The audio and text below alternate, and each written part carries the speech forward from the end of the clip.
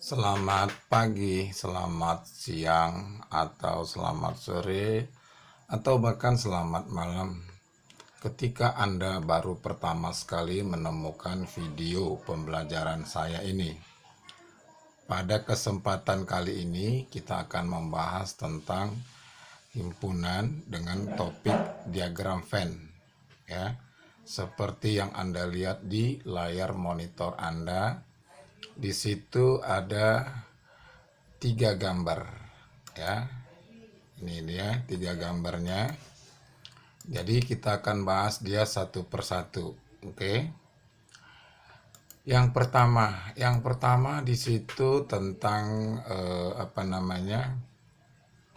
himpunan semesta.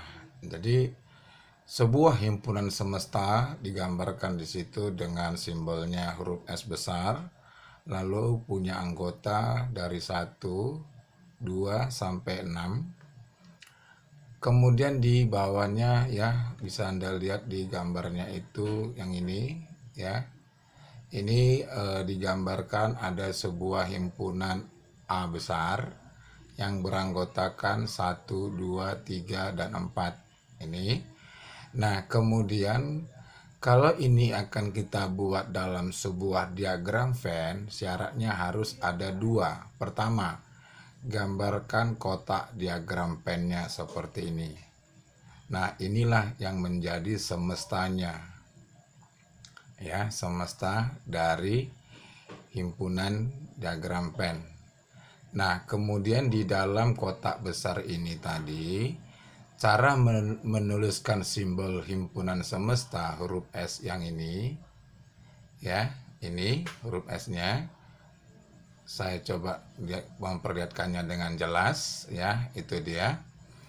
Nah, jadi ini bisa dituliskan di pojok kiri atas atau di pojok kanan atas ini, ya. Nah, kemudian himpunan A besarnya itu ini dengan keanggotaannya 1, 2, 3 dan 4. Jadi himpunan A ini bagian dari himpunan semesta. Oke. Nah, kita lanjut dulu. Kita naik dulu ke gambar yang ketiga. Ya, saya coba perkecil dulu. Nah, ini dia. Jadi untuk gambar yang ketiga, secara umum seperti inilah nanti penampilan apabila ada himpunan semesta, kemudian di dalamnya ada himpunan lain. Oke. Tetapi dengan satu catatan, himpunan itu harus berhingga. Kalau himpunan tak berhingga, nah tampilannya lebih seperti ini. Ya, semua kosong, nggak ada isinya. Oke. Nah, kemudian kita masuk ke slide yang kedua. Himpunan bagian. Himpunan bagian, ya, pengertiannya adalah seperti ini. Himpunan A adalah himpunan bagian dari B. Jika dan hanya jika. Nah, jadi ada kata syarat jika dan hanya jika. Setiap anggota dari himpunan A merupakan anggota dari himpunan B itu juga, ya, seperti ini dia.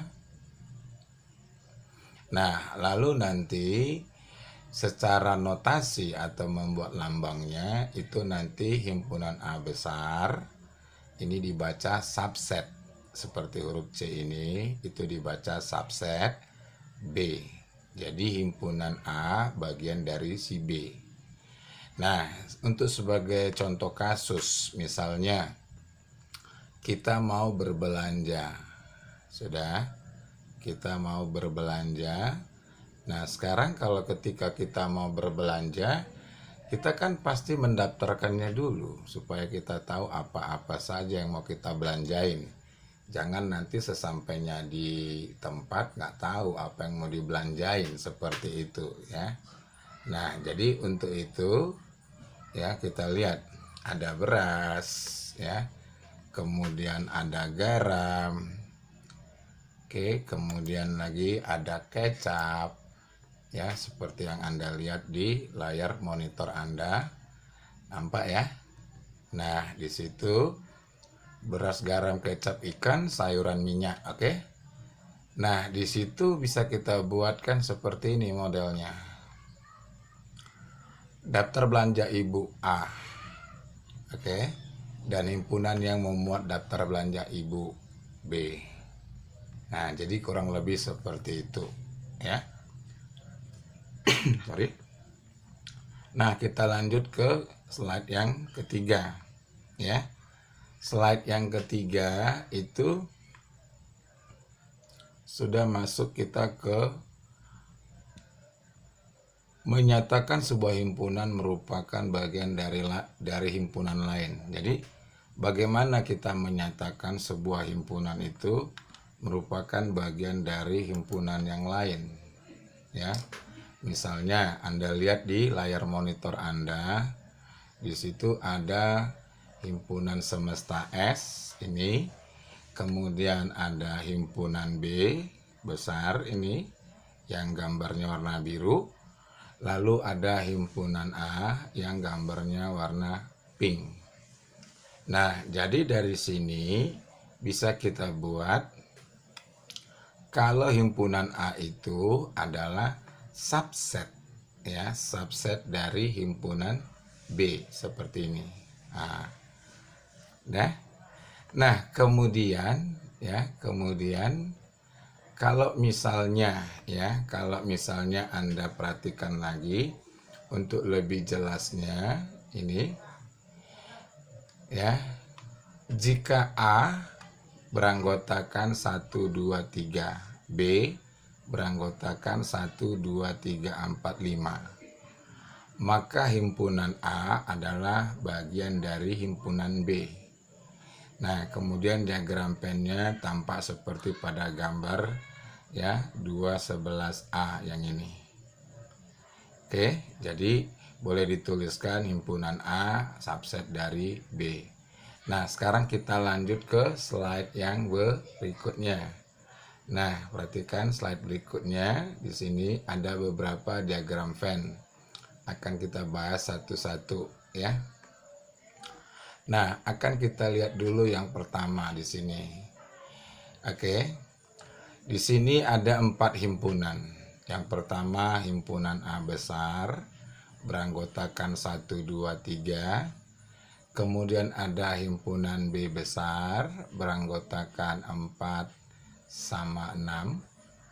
Kemudian 4 sama 5, ya, ini 5. Oke, saya coba perlihatkan gambarnya. Dapat, ya. Ini dia 5. Kemudian ada himpunan C. Himpunan C ini melingkupi himpunan A dan B, serta ada keanggotaannya yang tidak masuk di A dan tidak masuk di B. Jadi ini masih merupakan bagian dari himpunan C.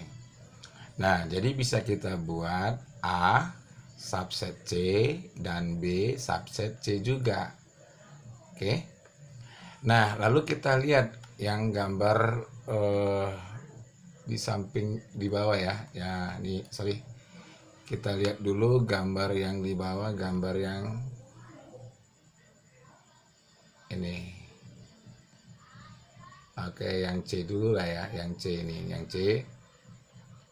Nah, perhatikan ada himpunan A dan himpunan B. Nah, himpunan A ini punya anggota 1, 2, 3. Dan himpunan B juga punya anggota yang sama 1, 2, dan 3. Jadi bisa kita katakan himpunan A sama dengan himpunan B. Nah, jadi dari sini otomatis langsung, ya, A subset B atau B subset A. Kenapa? Karena keanggotaan mereka sama. Nah, lalu kita masuk ke yang di bawahnya, yang ini. Di sini ada himpunan A, ya, isinya tidak ada. Kemudian himpunan B beranggotakan 1, 2, 3. Nah, jadi sekalipun seperti ini gambarnya, kita harus bisa menjelaskan himpunan A subset dari B. Oke. kemudian himpunan kosong subset juga dari B. Nah, seperti itu. Lalu yang di sampingnya ini, oke, ada himpunan dengan diagram Venn. Himpunan A besar tidak punya anggota, kemudian himpunan C punya anggota huruf A, B, C. Nah, di sini bisa kita buat A subset C atau himpunan kosong subset C. Ya, kan himpunan A ini juga tetap di dalam ruang lingkup himpunan C. Jadi tetap juga merupakan bagian dari himpunan C, seperti itu. Oke, kita lanjut slide berikutnya, yang ini. Nah, menentukan rumus banyaknya himpunan. Nah, ini baru masuk kita. Oke. Jadi menentukan rumus banyaknya himpunan bagian yang mungkin, ya. Jadi kita buat dulu contohnya seperti ini. Ya. Jika himpunan A beranggotakan huruf P, Q kecil, maka himpunan bagian yang mungkin dari A besar itu adalah harus tetap dimulai dari keanggotaan himpunan kosong. Seperti tadi pada diagram di atas, ya, diagram Venn-nya itu sudah bisa Anda lihat himpunan kosong juga termasuk subset dari suatu himpunan tertentu. Jadi nanti dia seperti ini. Oke. Nah, itu kan kalau memiliki keanggotaan cuma 2. Bagaimana kalau 3? Nah, ini dia. Jadi bisa Anda lihat nanti keanggotaannya ada 3, dimulai dari himpunan kosong, P-nya saja sendiri, Q-nya sendiri, R-nya juga sendiri, lalu PQ, PR, kemudian QR, sama PQ, seperti ini, ya. Oke. Nah, jadi kan kalau kita ikuti cara seperti ini, waduh, ini capek juga kan, gitu kan. Capek loh, udah pasti capek. Kita nggak akan mungkin bisa kita buat dia seperti ini secara gampang. Maka kita harus menggunakan rumus, ya. Nah, nanti rumusnya itu bisa Anda lihat di bawah. Ya, ini dia. Saya coba perbaiki sambil, ya. Nah, jadi kalau bisa Anda perhatikan di monitor, ya, ini dia. Nah, jadi nanti rumus yang kita pakai ini 2 pangkat N. Jadi kalau tadinya dia misalnya punya anggota 3, berarti 2 pangkat N, sehingga bisa kita buat 2 pangkat 3 menjadi ada 8, ya. Oke. Lalu kalau dari semua ini materi, bisa kita simpulkan pada pertemuan kali ini kita mempelajari definisi, menggambarkan, dan bagaimana menentukan jumlah banyak anggota himpunan bagian. Oke, sampai di situ dulu. Jangan lupa di subscribe. Terima kasih.